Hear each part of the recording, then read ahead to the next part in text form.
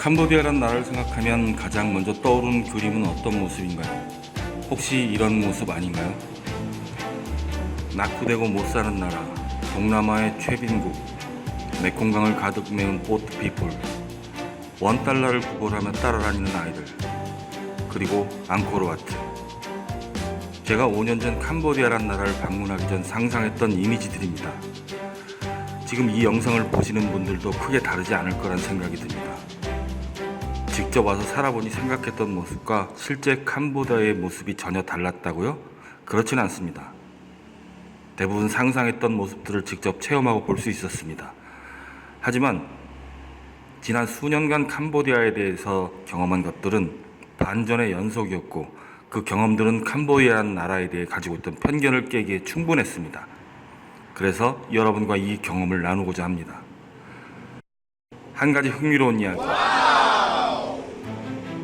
세계 최강의 럭셔리카라 불리는 롤스로이스 모델 중에서도 최고가 모델로 손꼽히는 팬텀이 2017년 전 세계의 한정판 모델 50대를 출시한 적이 있습니다.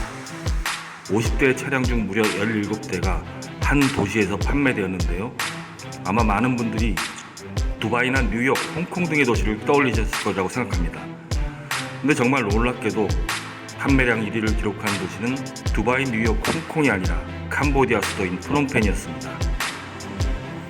실제로 프놈펜 현지에 가보시면 가장 흔히 만날 수 있는 교통수단은 오토바이지만 롤스로이스, 벤틀리, 페라리, 람보르기니 같은 럭셔리 카들을 정말로 쉽게 만나볼 수 있습니다.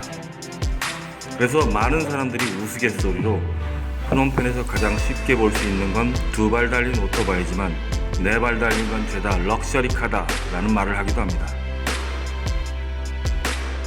전세계 최빈국 수준의 GDP, 엄청난 빈부격차. 지금의 캄보디아는 마치 우리나라의 고한말 시대가 자연스럽게 연상될 만큼 혼돈스러운 모습이지만 수없이 많은 기회가 함께 혼재되어 있는 곳이기도 합니다. 비록 그 기회가 소수에게 독점되고 있지만 우리에게 그 기회가 아직은 열려 있는 것 같습니다. 그럼 우리가 몰랐던 캄보디아에 대해서 조금 이해해 보겠습니다. 베트남에 대한민국이 있다면 캄보디아엔 중국이 있다. 2017년 10월 현재 중국의 캄보디아 투자 금액 125억 7천만 달러, 전체 외국 투자액의 36.4%를 차지 6년 연속 1위를 굳게 지키며 명실상부 캄보디아 최대 투자국으로 자리를 잡았습니다. 2018년 지난해 캄보디아를 방문한 해외 여행객 순위에서도 베트남, 한국을 제치고 1위를 차지했습니다. 그럼 중국은 1대1로 해당 국가 중 왜 캄보디아에 각별히 신경을 쓰는 걸까요? 34년째 캄보디아를 통치하고 있는 훈센 총리가 아세안 10개국 중 싱가포르 리센룽 총리와 함께 유이안 파교 혈탕이라는 것. 그래서 중국의 1대1로 정책에 가장 우호적이라는 것. 또한 캄보디아 현대사에 있어서도 시아누쿠 전 국왕이 중국의 도움을 받아 베이징에서 망명 생활을 했다는 점. 실제로 최근 몇 년간 중국 기업 진출 러시가 이루어지고 있고 중국어 구사 능력을 갖춘 인재들은 2배 연봉을 받을 수 있습니다. 자, 이제 뭔가 연상되는 게 있으신가요? 베트남과 대한민국. 1988년 1월 1일부터 2018년 9월까지 집계한 국가별 누적 FDI 투자 통계를 보면 한국의 대베트남 직접 투자 건수는 7,242건, 투자 금액은 614억 1,200만 달러로 전체 순위에서 당당하게 1위를 차지. 투자 건수만 보면 2위인 일본의 2배가 넘는 수치입니다. 또한 베트남 외국인 관광객 수에서도 한국은 중국과 함께 항상 1, 2위를 다투고 있습니다. 베트남에 진출한 다수의 국내 대기업의 영향으로 베트남에서도 한국어를 구사하는 인재들의 연봉이 더 높게 형성되어 있고 국가 차원에서 한국어를 제2 외국어로 지정하고자 하는 움직임도 나타나고 있습니다.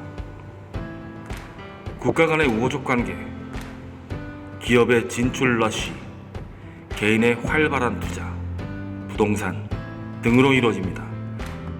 1975년부터 1979년 사이 폴포트가 이끄는 크메르 루즈의 대학살로 인해 당시 전체 인구의 4분의 1에 해당하는 200만 명이 희생된 캄보디아.